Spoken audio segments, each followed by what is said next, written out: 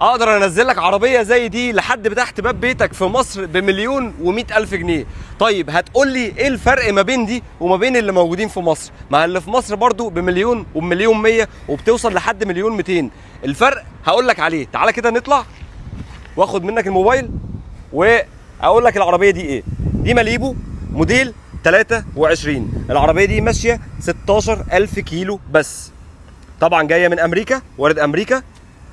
الفرق ما بين دي وما بين اللي في مصر ان العربيه دي ماشيه قليل، موديل عالي. يعني انت هتعرف تجيب بنفس السعر المليون والمليون 100 في مصر تكون موديل 19 وماشيه 100000 كيلو او اكتر من 100000 كيلو.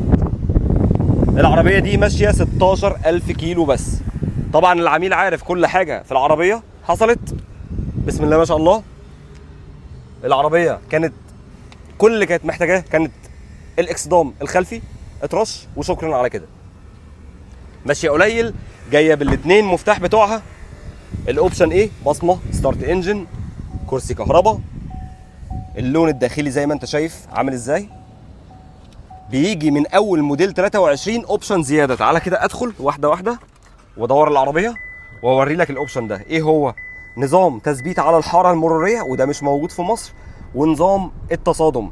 لو انت قربت العربيه بص اهو، ده نظام التصادم.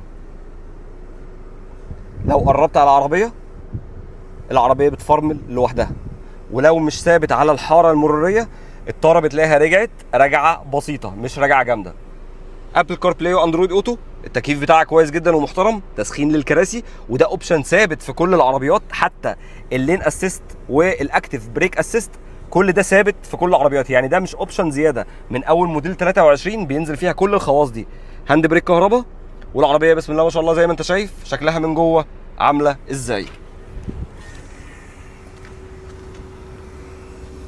اقدر انزل لك حاجه زي دي بتبدا في مصر من اول مليون جنيه موديل 22 وبتطلع لحد مليون 200 لو موديل 24.